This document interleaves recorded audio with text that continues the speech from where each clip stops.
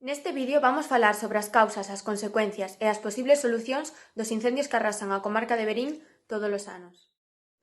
Para comezar, imos falar sobre as principais causas dos incendios na comarca de Verín. É importante recalcar que o 96% destes incendios son provocados pola man do home. Por exemplo, persoas que os provocan premeditadamente ou por descuidos.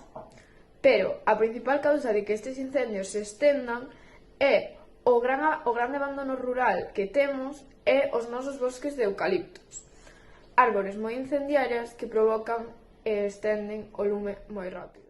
Consecuencias dos incendios. A consecuencia máis visible é a destrucción da nosa paisaxe e do noso ecosistema, pois a vexetación destruída é aquela que nos proporciona o oxígeno necesario, a que captura o CO2 e a que lle aporta o alimento a unha gran variedade de especies.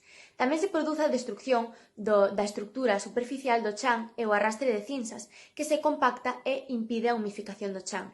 Despois dun incendio, cando se producen as choivas torrenciais, estas arrastran as cinzas ata as augas contaminándoas.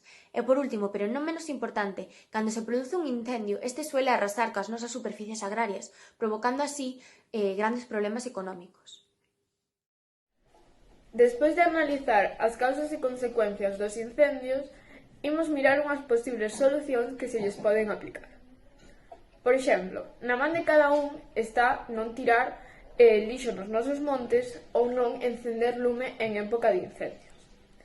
Pero tamén na man de institucións públicas está poder garantir que os nosos montes estén limpos e coidados, lanzar maiores medidas para evitar os incendios e, sobre todo, concienciar a xente de que sen os nosos montes non hai saúde.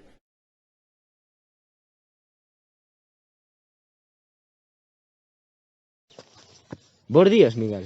Bos días a ti tamén, Cristian. Vexo que madrugaches. E contento que estou de madrugar. E non? Porque así non me preocupa acercarme a moita xente, que é mala época para xuntarse e para todo en xeral. Verdade. Pero non todo foi malo neste ano, home. A ver, dime de que. Por exemplo, baixaron os niveis de contaminación. Razón tes, polo menos non arderon os nosos montes. Ui, equivocaste. O lume non parou na nosa comarca.